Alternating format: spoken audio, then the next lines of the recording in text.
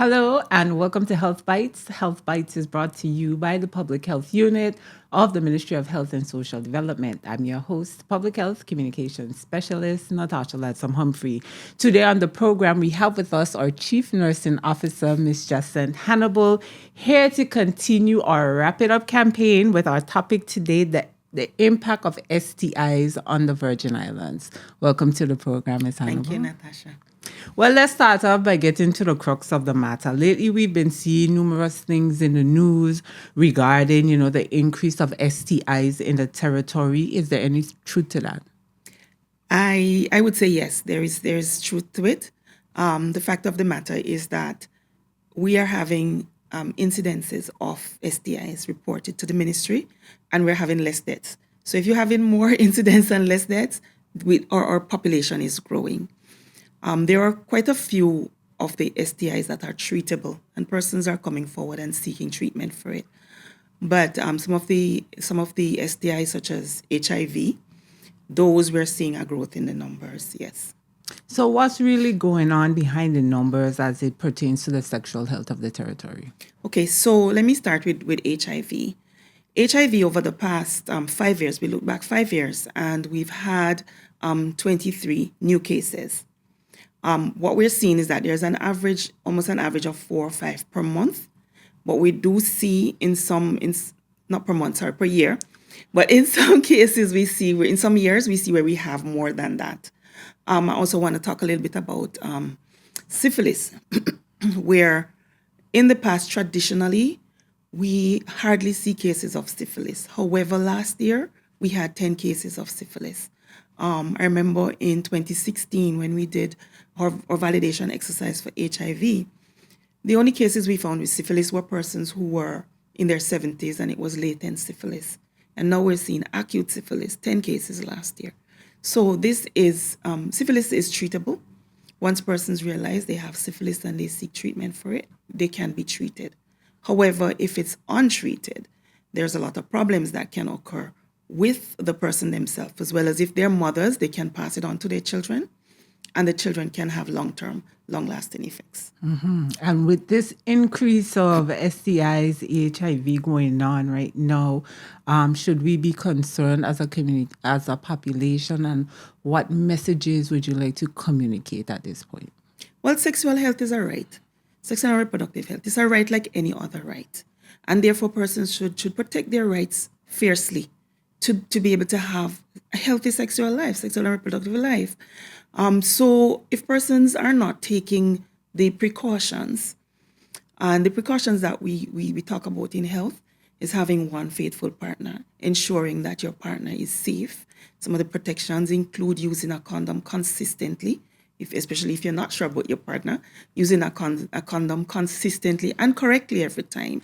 Some of those messages aim to reduce the impact and the severity of HIV, of not only HIV, but of other STIs as well. Mm-hmm. We also want persons to seek testing early. So, it's difficult sometimes to speak to your provider, oh, I'm having a little sore down there or something like that. But you need to pluck up the courage. Pluck up the courage and seek help early. Because, say, for instance, in the case of HIV, if a person seeks help early, they can have, and they get tested early, they can have a very productive and useful life for a long, long time. There are many treatment modalities out there, to the point where by taking your medications, if you're prescribed medications, and you take them consistently and correctly, the person can become what we call undetectable, which means that the level of virus in their system is so low that they cannot pass it on. They can't pass it on to their child, they can't pass it on to their partner. And this is the aim, as we go forward with HIV. The aim to ensure that the amount of persons who are contracting HIV is decreasing. And it can happen. Persons just need to get tested to know their status, to stick in among sexual partners that they know of their sexual health status.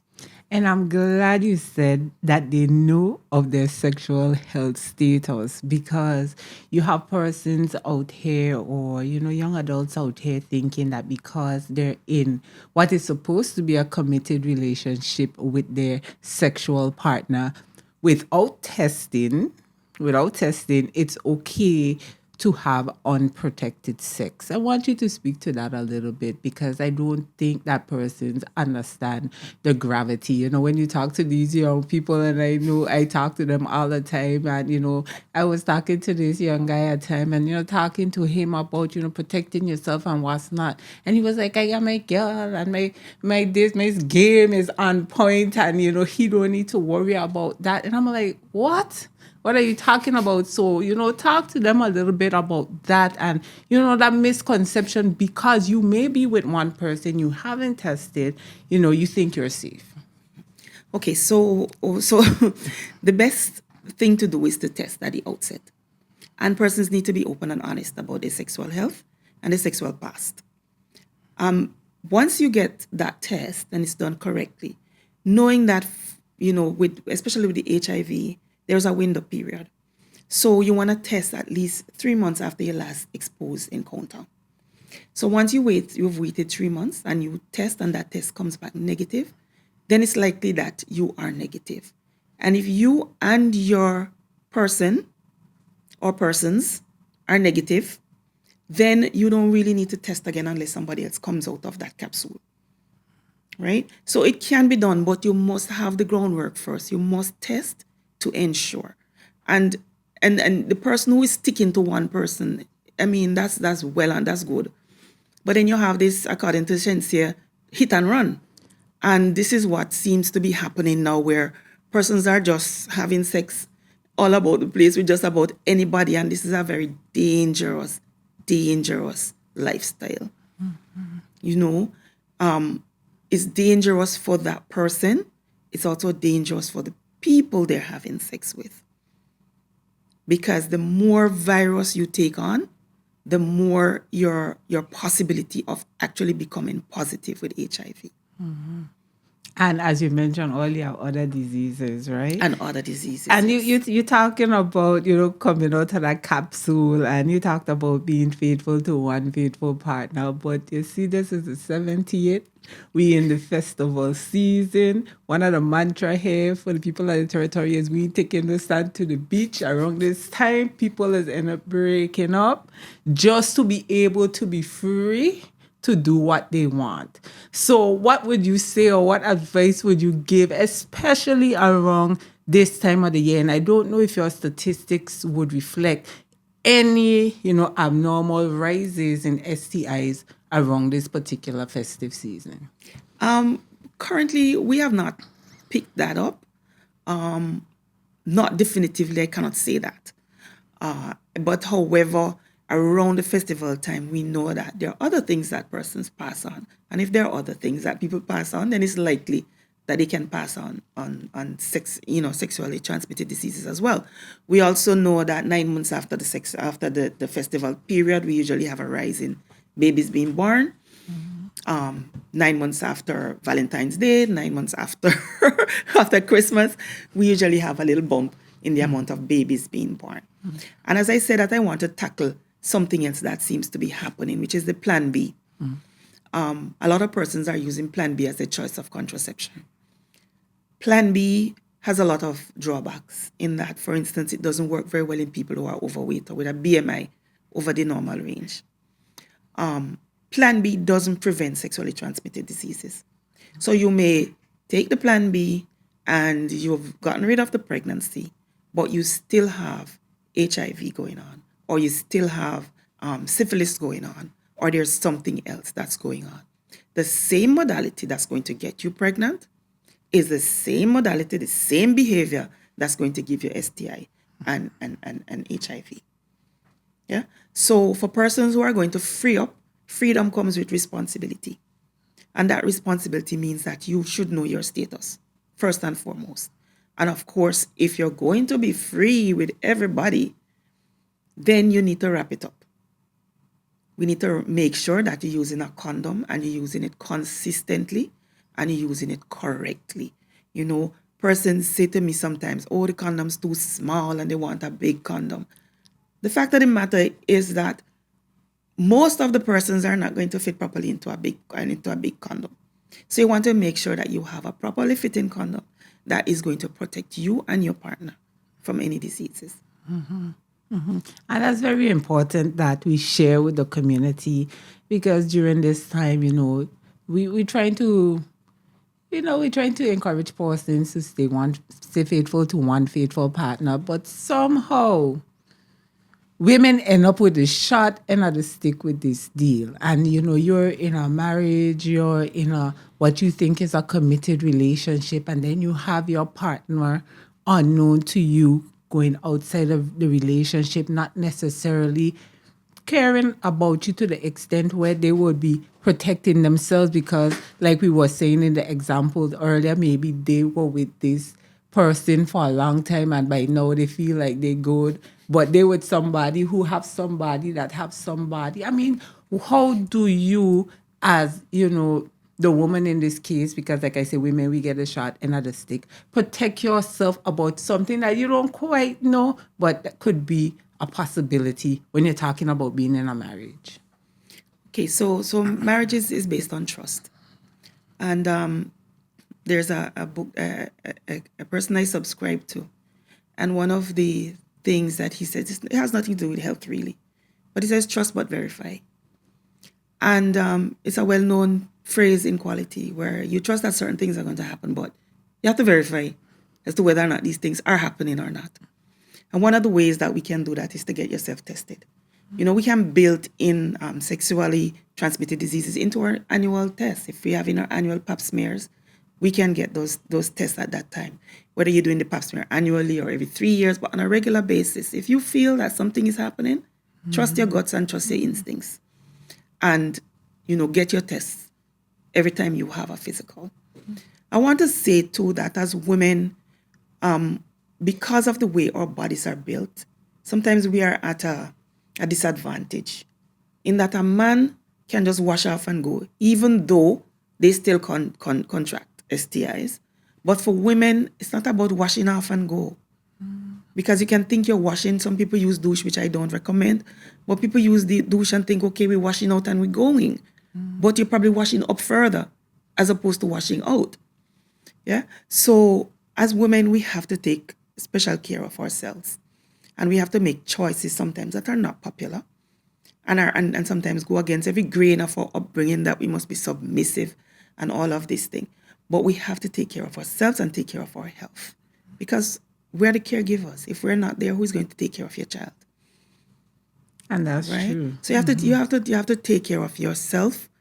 And one of the ways that you can do that is get tested. Try to have open and honest conversations with your partner. Now, some partners don't want to have that. But, persons should try in relationships should try to have open and honest conversations. So you can deal with it factually. You know what it is you're dealing with, and you know how to go about it. I know women who, whenever their husbands travel, they will give their husband condom because they know they go there. Women will throw themselves at them, or accident can happen. Right.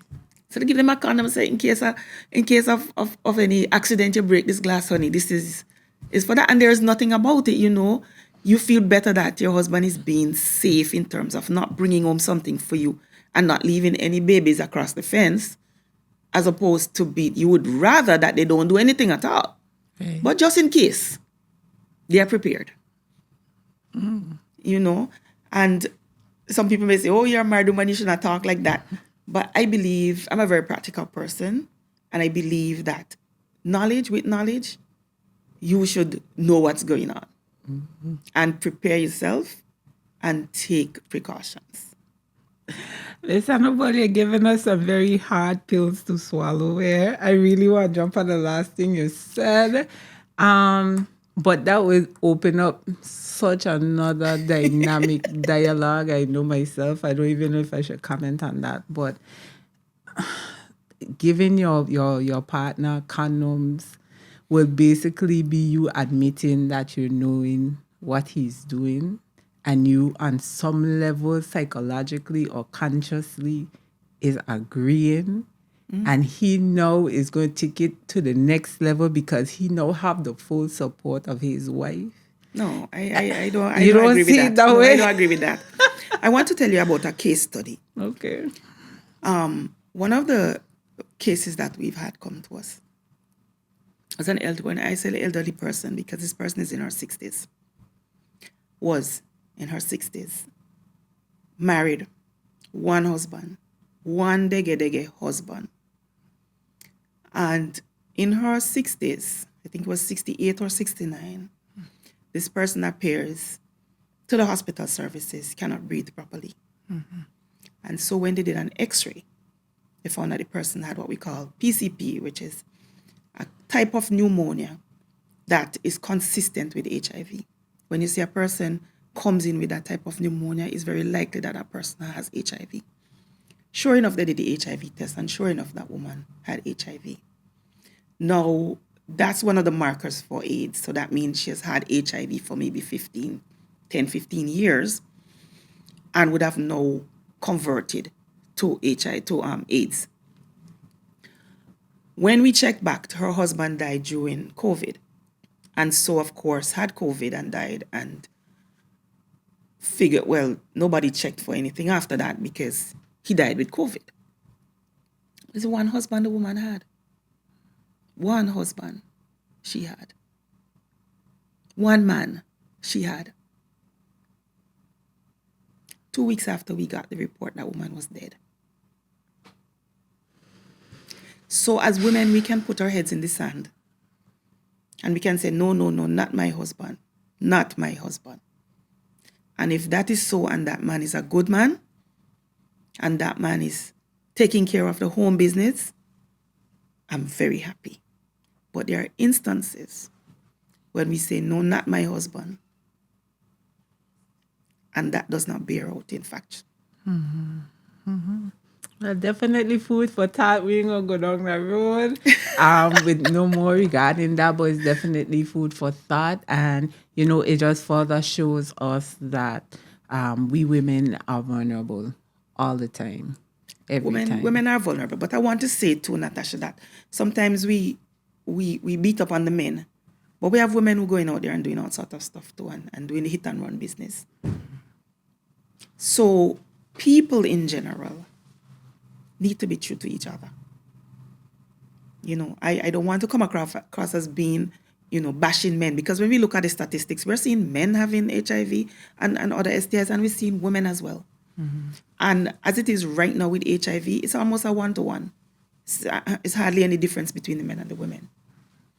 What we're seeing, though, is that in cases of the men, it's more on the younger side. In the cases of the women, it's more on the over 50. Well, we have them across the spectrum, but we do see a little rise in the over 50. So, we can't just say one gender is having more than the other gender and blame one gender. It's everybody who need to take care of themselves and protect their sexual and their reproductive health and their reproductive rights. And now that we've seen all the statistics, especially with the youth being more involved, and not only HIV, there's herpes, there's syphilis, gonorrhea, chlamydia, all these things are circulating through the community right now. What are we at the Ministry of Health doing to help to reduce transmission of STIs locally?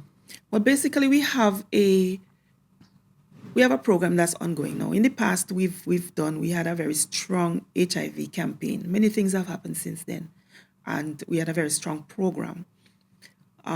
We're not so much in the limelight right now, but what we have coming up, especially for the 70th, is an STI campaign that's going to be rolled out, a Wrap It Up campaign. And that campaign is geared towards especially the younger folks. Well, it's geared towards everybody, but especially the younger people who are going to be reveling in this festival and freeing up. It's 70 years and we have freedom, and we're going to free up and hit and run. We want to encourage persons to be careful, protect your sexual health. Don't play Russian roulette with it. You may be able to hit and run and come out alive and well, and you may not come out alive and well. And what about these free condoms I'm hearing that is available at the ministry? Yes. Talk about that and how persons can access them. We do have condoms. We have condoms that right now we do have condoms. We do that all the time. Persons who need condoms can come to the ministry and we'll give them condoms, no charge. We also have HIV tests that we're going to be having on stream, so persons can arrange to have that, as well. The condoms, we're going to have specially packaged condoms, all sorts of flavors and textures and interesting condoms Nice. that will be giving out to the public during festival. So if persons are interested in that, we will tell you more about that as time go by, where, especially where you can get it, how you go about getting it, and so on. We would really like to be in the parade giving out condoms, and that's a part of our plan. But whether or not that come to fruition, we're not sure. But yes, condoms are available, and we're going to make sure that persons who so desire condoms can have it, because condoms have been shown to reduce the incidence of sexually transmitted disease once you're using it consistently And correctly. and correctly every time. Wonderful. It only take one miss up. And I want you to talk to the young ladies for me, because just like how, I may have wanted to put most of the blame on the men, we like to leave the protection up to the men. Talk to us about empowering females to make sure that they have their condoms on hand if they know, they're going to get into some stuff. Okay, so we discussed pregnancy, a little bit about pregnancy. We discussed that, it's sometimes for women, because of how our bodies are, it's easier for us to contract STIs and HIV. And we also discussed a little bit about the culture where women are supposed to be subservient and nice and all of this, and we're not supposed to stand up and say, protect ourselves. But sometimes we have to move away from those gender norms, and we have to take our responsibility for our own health. We have to know who we lying down with, who we letting into our personal space. And so as women, we can walk with our condom and insist that is being used. There's no reason why not. There was a time when we used to carry female condoms. I think you can still get them on Amazon and so on, but our suppliers don't carry them anymore. But you have the right in most cases. I'm not talking about people who are in vulnerable situations like incest and rape and those things, but in general, you have the right to say, no, I don't want this now, and I don't want this way. Sometimes as persons in general, when you get in the throes of passion, you forget all these things. And especially if you have on board alcohol and other drugs and so on, it makes it difficult for you to think factually and to think logically. But being prepared, take some of that thought out. Take some of the onus on you out of it. And try to be careful with these hit and runs. If you're hitting and run, know who you're hitting and running from. Or who you're hitting and running with. And I would say, and why are you hitting and running? That would be my question. But Honorable, I want to thank you so much for coming on the program today. As you know, we continue our conversations regarding, this Wrap It Up campaign and trying to basically encourage everyone to vet responsibly for the 70th. We have a lot of things going on out here right now with regards to sexual health. You have done an excellent job presenting what's really going on out there and giving some really good advice to persons who are willing to listen. You can lead a horse to water, you can't make them drink, and we just hope that the knowledge and everything attained from the show today, people will use it, because it's not until you use the knowledge will it benefit you. Final thoughts.